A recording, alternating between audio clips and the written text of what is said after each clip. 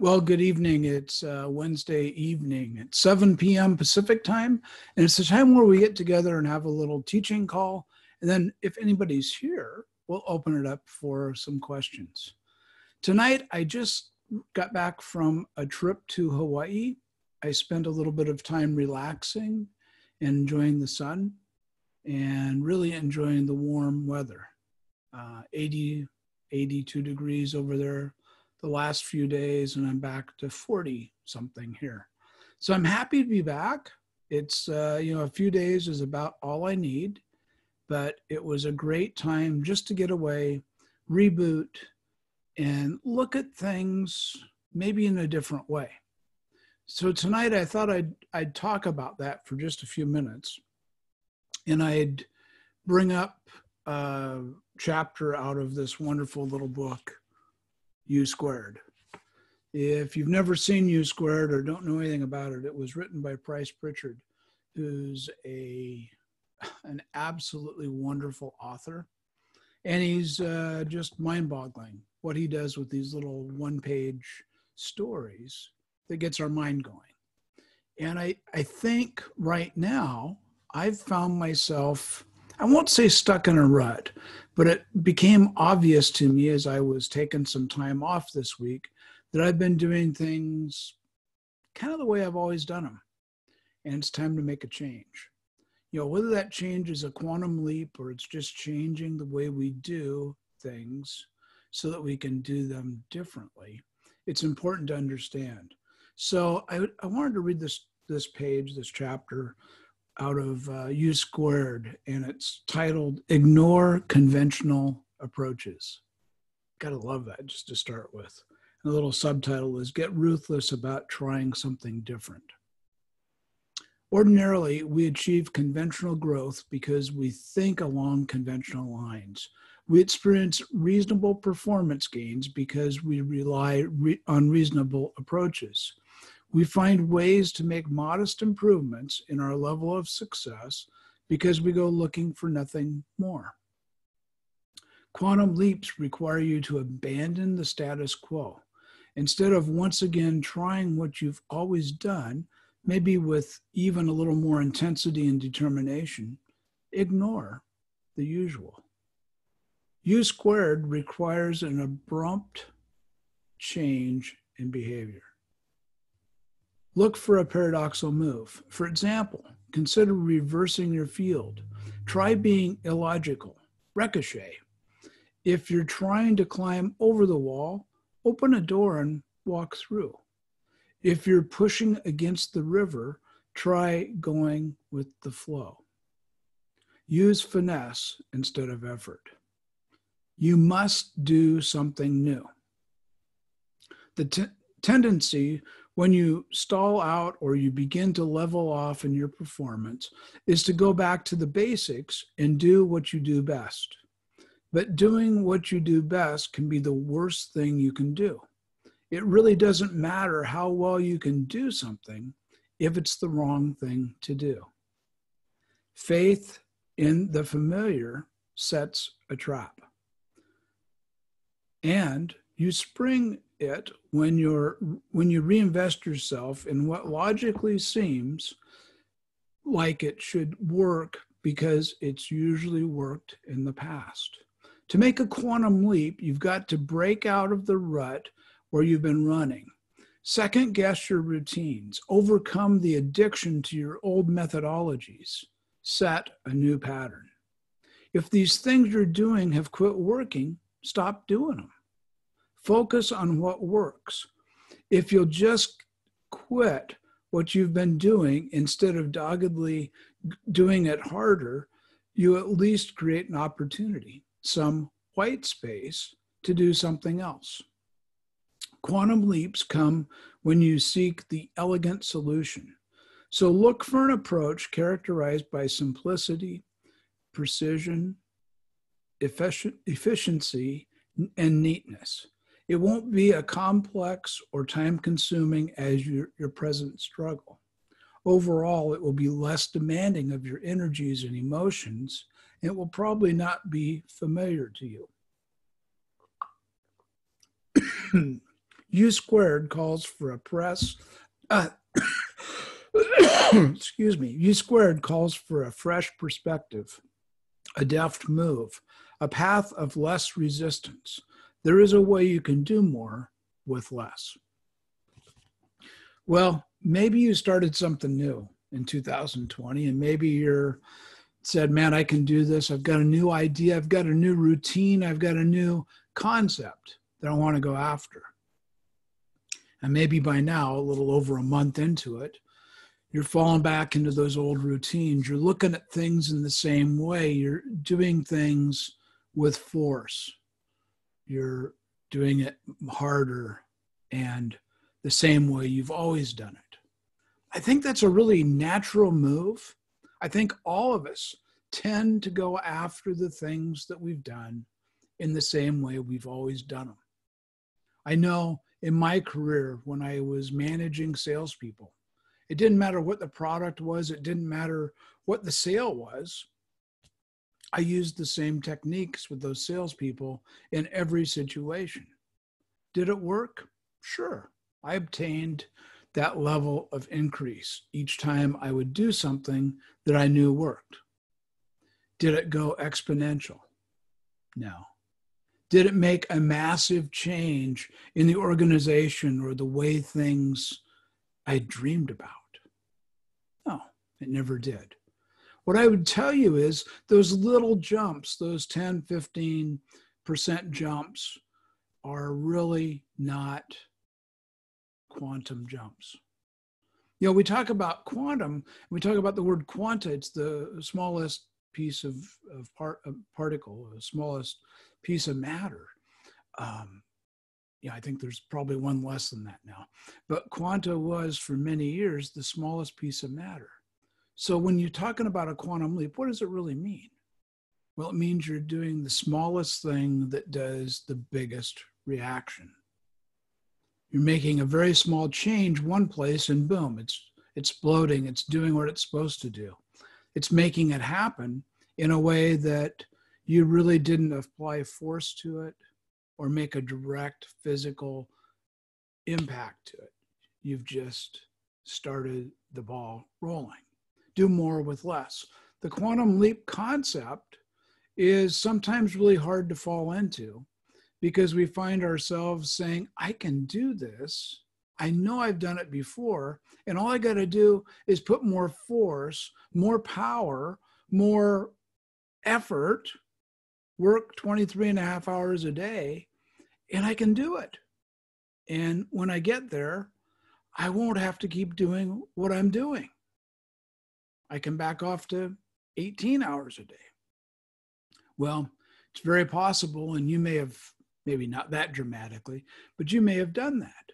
You may have found yourself in the rut of trying harder and getting the same or less results. So today, as you're thinking about this, and as you're hearing the message today, I hope you'll take a little bit of time and look at where you are, where you want to go, how you're working towards that, and is it different than you've tried to do before?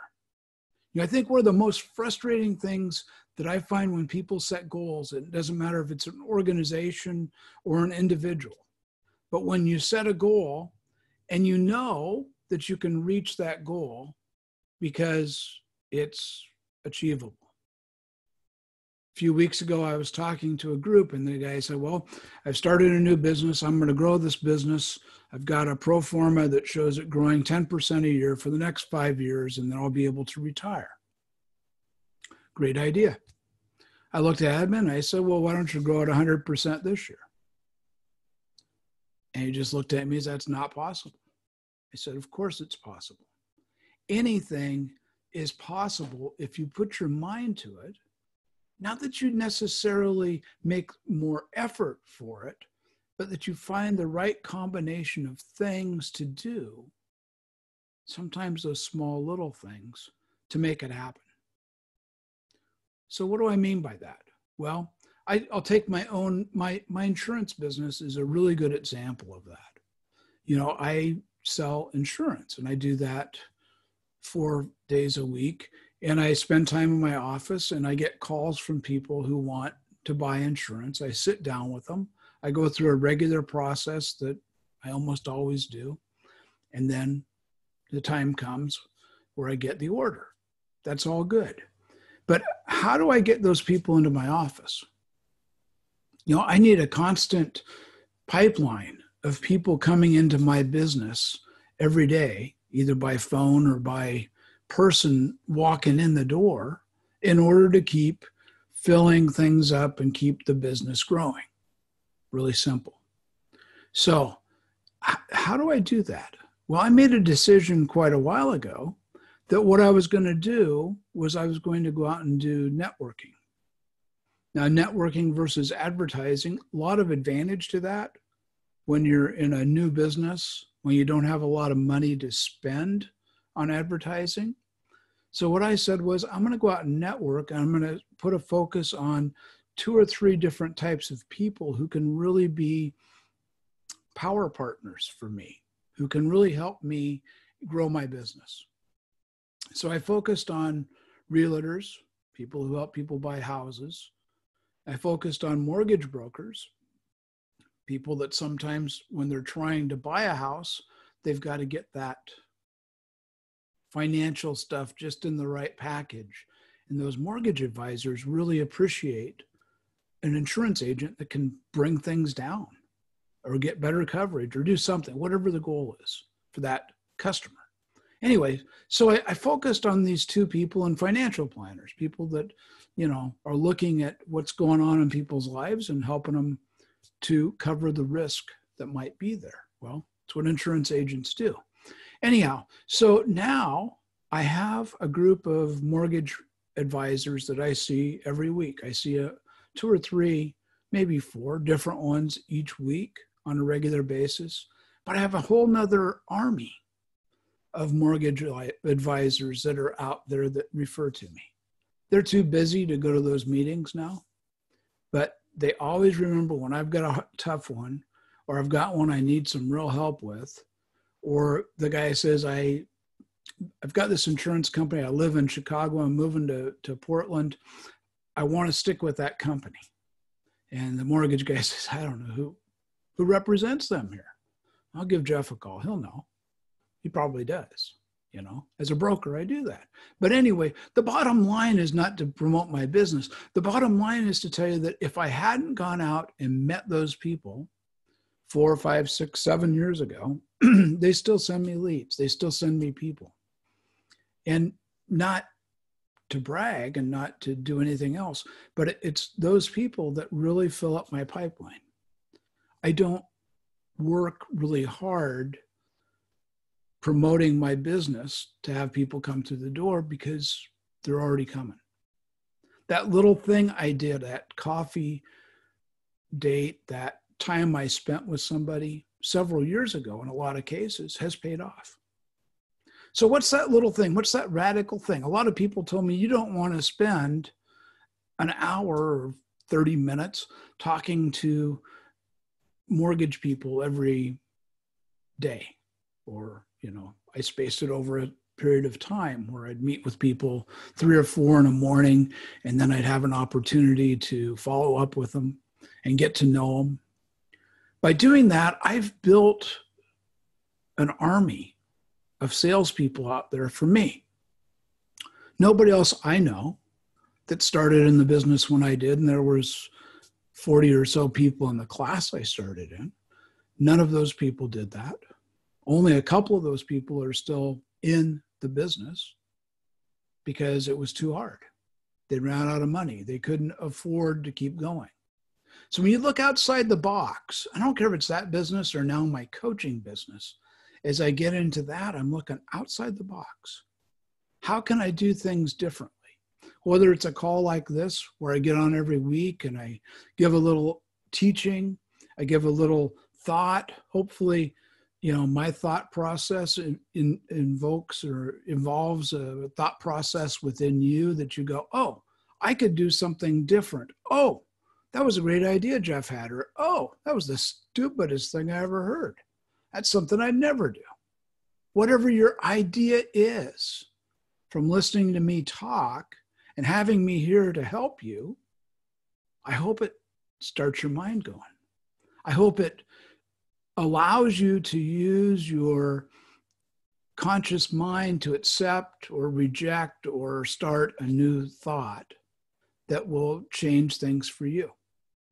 You know, it's not about me changing me that really gets me going today. I know how to do that. I know how to make money. I know how to change myself. I know how to be successful. That's okay. What I really want to do is I want to help other people do that. So as we get on these calls, it's a great time to come on here and ask me questions or have specific ideas that you'd like to learn. You know, I pick up a book like U Squared. I mean, I love this book. I carry this with me. I was carrying it with me in Hawaii. I had three books with me. I had U Squared. I had Science of Getting Rich, the little green book, and I had a new book that I just bought. You too can be prosperous. There's some great thoughts in here. We'll go through some of these sometime. But, you know, I'm always carrying, that's not even a very big stack of books. And then I've got my iPad that's got, you know, a stack of million books high from Amazon, right? In Kindle, I can look at many, many books. But I'm always keeping my mind open. I'm always reading something new. I'm always trying to pick up something that somebody told me about. This little book, You Can Be Prosperous, was a book that a friend of mine last week told me about. She said she was reading it, and she actually read a couple paragraphs out of it. And I was like, oh my gosh, that is so cool. She's got some great ideas out of that book. Now, I may not agree with 100% of any one book that I read. I may not agree with 100% of anybody that I listen to. But there's always something in there that I can take out and put into a framework that could be that quantum leap. I want you to think about what you're doing, what your goal is, what your purpose is, and bring it back and say, it's not 10% I'm going to grow, it's 100% or 500%. Things, it's not logical. If you told that to somebody else that you were going to grow your business 100% this year, they'd say you're nuts, or they'd just walk away and think you were nuts. But if you said that to me, I'd go, let's figure out how to do that.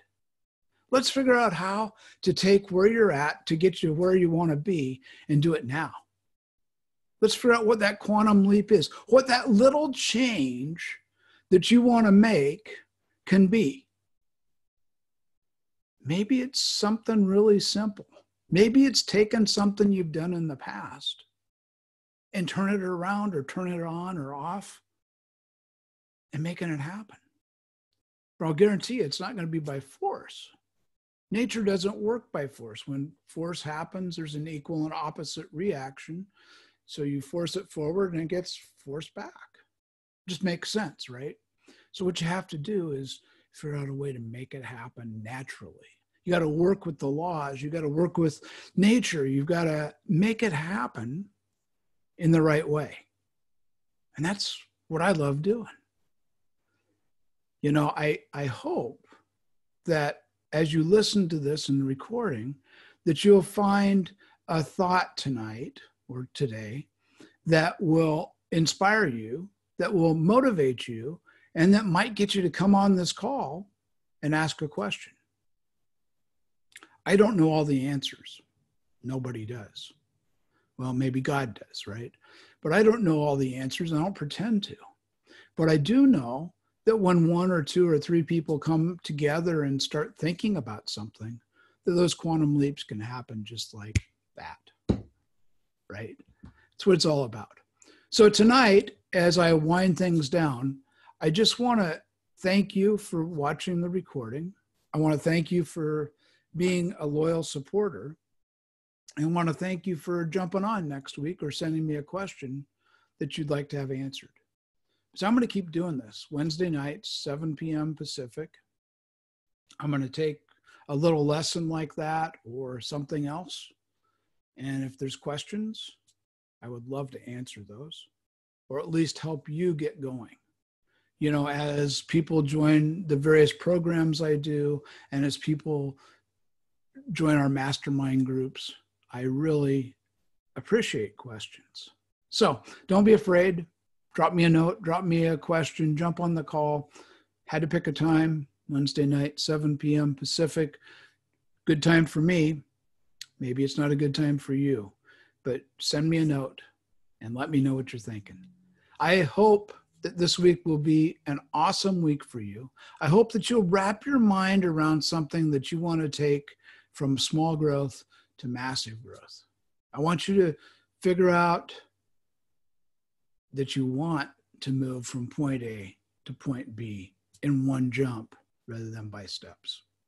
When you're ready to do that, let's talk more about quantum leaps. Let's talk about how to do that.